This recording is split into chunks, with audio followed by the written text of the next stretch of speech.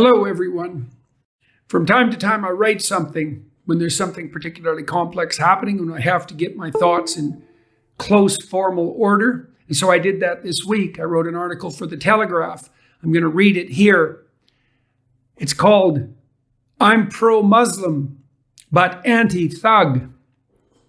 Over the past few years, I've engaged in a continual dialogue with people across the spectrum of Islam, from Ayaan Hirsi Ali, who left her religious upbringing behind, through moderates such as Mustafa Akyol and Hamza Yusuf, and with forays into the more conservative side, with Muhammad Hijab, for example, a rather temperamental young Muslim, not without his influence in the UK.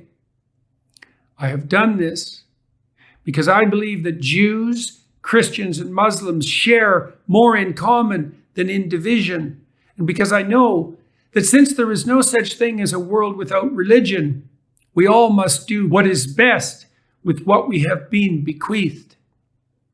I find myself in some arguably serious online trouble this week, nonetheless, although I realize I'm far from alone in this, because I indicated my desire that the authorities in Israel give the terrorists who invaded their land and tortured and killed their citizens the hell that they most truly deserve. How could I say such a thing while simultaneously maintaining my desire for a rapprochement between the peoples of the Abrahamic tradition? Let us begin that discussion by rendering unto Caesar what is Caesar's and unto God what is God's. The attack on Israel last week by the monsters of Hamas occurred, as far as I am concerned, not because Muslims and Jews must by religious necessity be at each other's throats, but because Iran, a country run by thugs and deemed so even by its own people, has become very concerned that the rulers of Saudi Arabia will continue in their laudable attempts to formulate a productive peace with Israel. 4 Arab countries recently signed the Abraham Accords, a Trump-era initiative that should have garnered that ex-president, for all his manifold faults, a Nobel Peace Prize, at least in a world where the likes of Barack Obama were deemed worthy of such an honor. Behind the Arab signatories, who were essentially the United Arab Emirates, Bahrain, Morocco, and Sudan, stood the Saudis, without whose tacit agreement no such steps would have been taken, and everyone knew it. Joe Biden and the Democrats had a historic and unparalleled opportunity to bring the Saudis into the fold soon after they took power from Trump. Instead, demonstrating an almost miraculous short-sightedness, they alienated that sometimes troublesome Middle Eastern power almost immediately after adopting office, choosing instead of peace the opportunity to deny to the previous president of the United States any of the honor he most truly deserved for his revolutionary breakthrough, one that had been deemed utterly impossible by the blinkered fools who ruled the State Department for decades.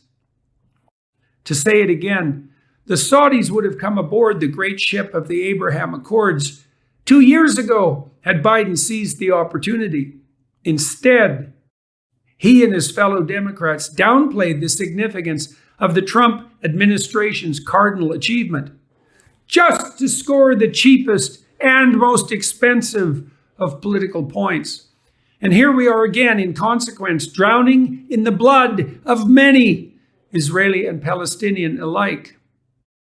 Despite being snubbed in a truly provocative manner and their consequent and justified anger, remember the Saudi unwillingness to provide the U.S. with additional oil when Biden asked? Remember their recent flirtation with China?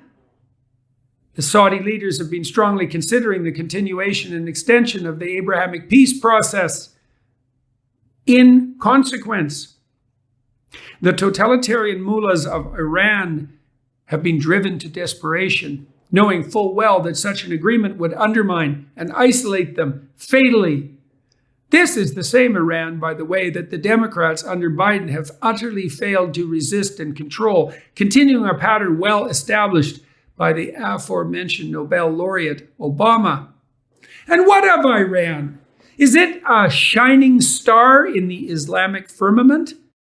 Or is it a country hag-ridden by a pathologically self-serving criminal kleptocracy, religious in name only? Let's turn to psychology for a moment to answer that question. There is a form of psychopathology, well detailed in recent years, the veritable place where psychological instability meets evil itself. The personality features that are part and parcel of that danger to integrated psyche and state alike first acquired the nomenclature of dark triad, a combination of Machiavellianism, instrumental manipulativeness and deceit, narcissism, inflated false self-esteem and desire for unearned attention and status, and psychopathy, a malignant mixture of criminal propensity, callousness, and parasitism.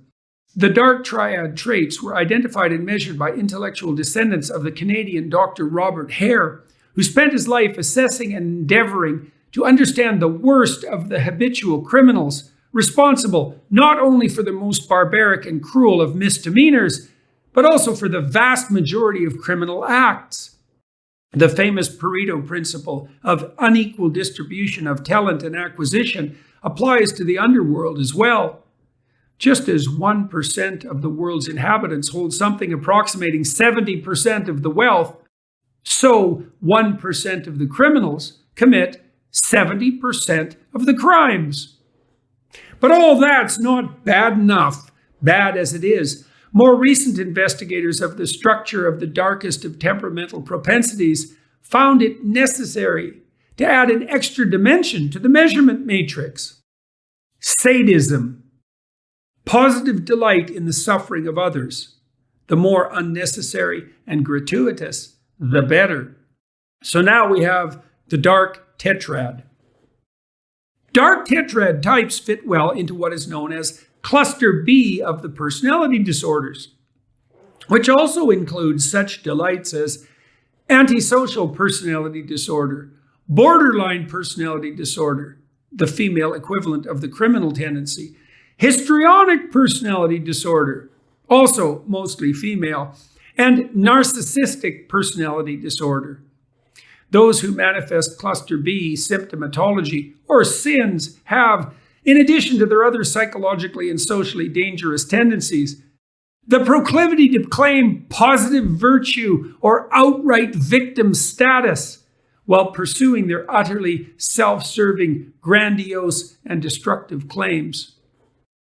The cluster B types lie, cheat, steal, gossip, reputation savage, brag, claim credit where none is due, and distribute blame to everyone but themselves, all the while pursuing nothing but their own immediate, immature, hedonistic self-gratification, all the while trumpeting their moral virtue and or brandishing their identity as unfairly oppressed innocents. When they organize, and this happens from time to time, they threaten the integrity of the entire society within which they operate, hoping to light everything aflame and dance orgiastically in the ruins. This happened after the French Revolution. It happened in Soviet Russia. It happened in Nazi Germany. It's happening now in the West with the rise of the woke. It's something markedly facilitated by the power, accessibility, and irresponsibility of social media, which allows for cluster B misbehavior to propagate with none of the usual real-world consequences. And we haven't plunged far enough into the abyss yet. Think for a moment. Use your imagination for evil, if you dare. If you are hell-bent on doing nothing but maximizing your own resentful, narrowly self-serving, juvenile pleasure, hoping as well to do maximal harm along the way to anyone skilled and conscientious enough to have deserved a just reward, in what guise would you cloak yourself? If you were the least bit treacherously wise, you would adopt a religious cover. How better to camouflage yourself than in the robes of all that is traditional, just, merciful, and ethical? That is less effective in the West post-death of God in consequence of the collapse of religious authority. So here, the dark tetrad types portray themselves as the very avatars of compassion. We're for the downtrodden, because we can then in good conscience punish the deservedly successful. We're for diversity, because an ethical unity stands against our depredations. We're for inclusivity, because our fetishes and kinks demand their full expression, and to hell with everyone else. We're for equity, because merit is our sworn enemy. Ask yourself this too. How else are you to explain the staggeringly incomprehensible spectacle of, for example, Queers for Palestine? Perhaps the most egregious example of the union of the desire by progressives to tear down everything in the West that is worthy, even at the cost of formulating an alliance that would in an instant be suicidal if it ever made itself manifest. And for those Muslims thinking that it's the evil Jews trademark registered, is Iran your idea of a worthy Islamic state? The very Iran whose citizens, Muslims all, have been on the brink of revolution against their psychopathic masters for more than a year and dreaming about it for much longer than that. The very Iran whose hypothetically religious leaders have to oppress their own women because that's the only way they can control those uppity sufficiently to have a go at them. The Iran who has in recent weeks decided to rattle the chains of their Hamas dogs, stating in the background, explicitly or implicitly, unleash the cruelest of your minions, send them to Israel to do their worst. The Jews will respond as they must. Turn the opinion of the Arab world against the Hebrews before we lose our grip. And if that means that the Palestinians unite everyone reasonable in the world against them at their great cost, so be it. And has that not happened? Muslims, ask yourself this. Who in the West has allied themselves with the hypothetical cause of the oppressed Palestinians in the days since the Hamas invasion? University students, demented by the same idiot left radical professors who have destroyed academia. The former president of Harvard University itself, Lawrence Summers, said as much last week. Who else? Marxists, whose hatred for Islam exceeds anything that the most committed, parochial, fundamentalist Christian or Jew might muster. Remind me, once more, what is it that's the opiate of the masses, Muslims? What is regarded as the essential and absolute enemy of the communist utopia? Nothing but the very religious practice you share with your Abrahamic brothers. Who else? Bringing up the rear. The increasingly delusional alphabet brigade, the LGBT2s, SL, QQ, etc. community, foolish and blind enough to assume that commonality of hypothetical oppression is enough to unite it somehow with the mullahs of Tehran and the gangsters of Hamas. Dark tetrad types all, who would have their blue and pink heads on a pike in the street in a moment if they were only granted the opportunity.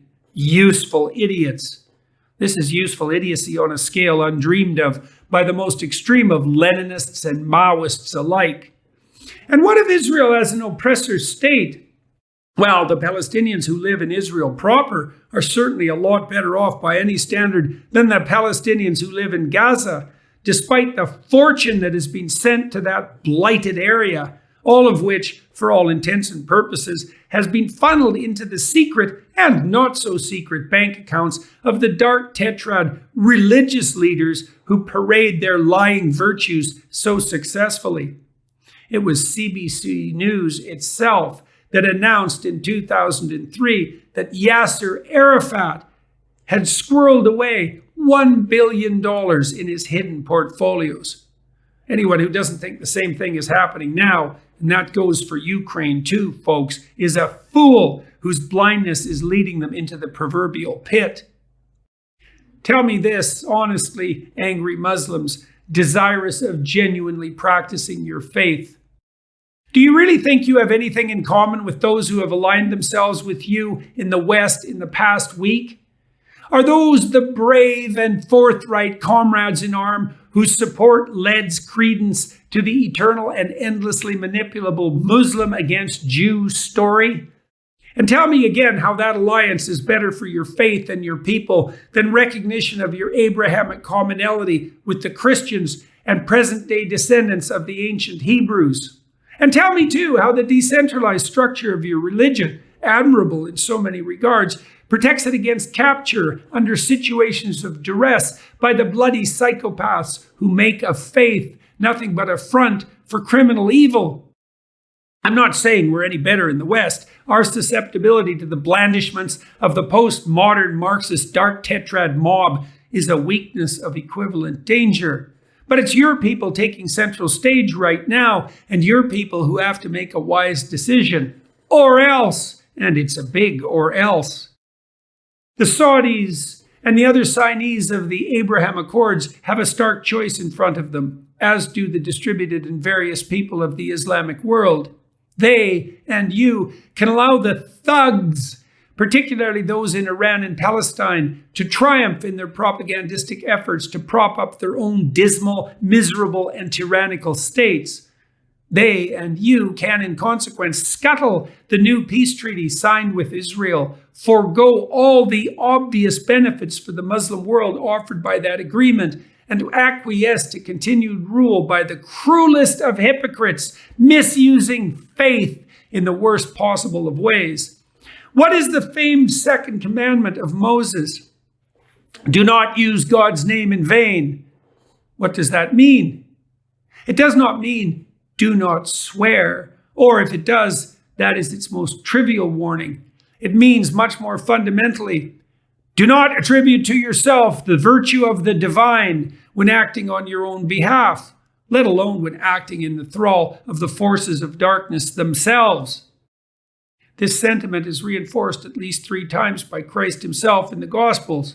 First, when he says, and when thou prayest, thou shalt not be as the hypocrites are, for they love to pray, standing in the synagogues and in the corners of the streets, that they may be seen of men. Second, pointing to the moral hazard in doing good works other than privately. But when thou doest alms, let not thy left hand know what thy right hand doeth. And third, when he says, not everyone that saith unto me, Lord, Lord, shall enter into the kingdom of heaven, but he that doeth the will of my Father, which is in heaven. Once again, the mere claim that it is religious conviction that motivates personal action is no proof whatsoever that such is the case. It is very difficult to aim upward in alliance with the spirit that wishes everything well and in keeping with the truth. It is a path rife with moral hazard, and the public display of virtue, including the adoption of high church or mosque or synagogue position, is not any guarantee that the God claimed to be present is in fact there. Quite the contrary, all too often.